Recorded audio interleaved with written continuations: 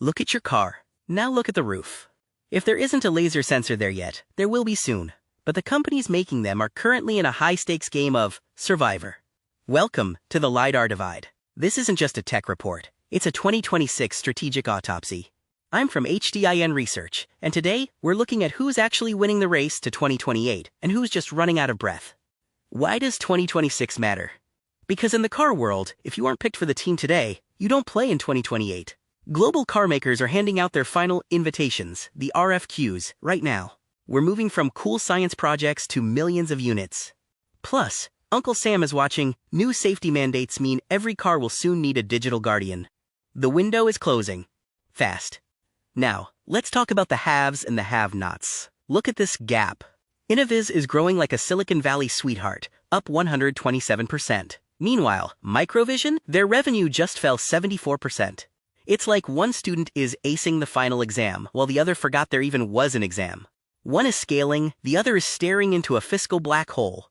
Let's check their bank accounts, or, as we call it, the ECE breakdown. Innoviz made $55 million last year. MicroVision? Just $1.2 million. To put that in perspective, that's barely enough to buy a nice house in Palo Alto, let alone run a global tech company. And look at MicroVision's margins, minus 1,400%. For every dollar they make, they're basically throwing 14 more into a bonfire. So how is Innoviz doing it? Are they selling millions of sensors? Not exactly. 67% of their money actually comes from homework engineering services for giants like BMW and VW. They're getting paid to develop the tech before it even hits the road. It's smart. They also sold off some old machinery for $8 million. It's like selling your old treadmill to pay the rent. It works once, but you need a better plan for next month. Then there's MicroVision. They just took what we call a big bath. They wrote off $10 million in software they bought, basically admitting, yeah, we overpaid for that. Their revenue has vanished, and they're surviving by selling more shares, basically asking investors for one more chance every few months. It's a bold strategy, Cotton. Let's see if it pays off. Innoviz is trying something brave and terrifying. They're becoming a Tier 1 supplier. That means instead of just making the tech, they're responsible for the whole package. The reward? More money. The risk? If a sensor fails on a highway, the lawyers aren't calling BMW, they're calling Innoviz. They've traded a quiet life for the hot seat. Here is the sleep at night test. 81% of Innoviz's money comes from just one customer. That's not a business plan, that's a hostage situation. If that one customer decides to delay their self-driving car by 6 months, Innoviz has a crater in its wallet the size of the Grand Canyon. Geopolitics is the new engineering. Innoviz basically packed their bags and left China in 2025. Why? Because Western car makers are terrified of data security and tariffs. They're moving production to Thailand. In 2026, it doesn't matter how good your laser is if the customs officer won't let it across the border. Let's get nerdy for a second. Innoviz uses the cheap and reliable laser, the 905 nanometers. It's like a trusty Toyota. Others are trying 1,550 nanometers. The SuperVision laser, but it's expensive.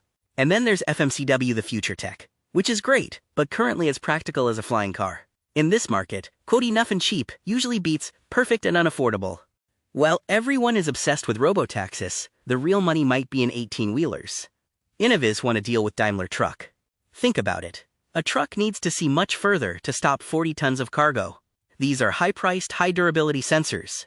It's the blue-collar win that could save their white-collar ambitions. How much gas is left in the tank? Innoviz has about 18 months of life left. MicroVision has more cash on paper, but they're burning through it like a Roman candle. By the time we hit late 2026, these companies will either need a massive new contract or a very generous billionaire to stay afloat. Here is the finish line. 2026 is the job interview. 2027 is the final exam. 2028 is the first day of work. If you aren't locked in by the end of this year, you aren't just late, you're out of the game.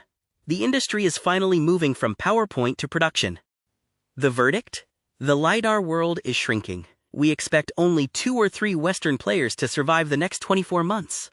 Innoviz has the momentum, but they're walking a tightrope with one big customer. MicroVision is in a race against its own bank account. The tech specs don't matter anymore. It's all about who can build it for less and keep the lights on. The LiDAR divide is real, and the stakes couldn't be higher. Want the full-page data dump on every sensor on the market?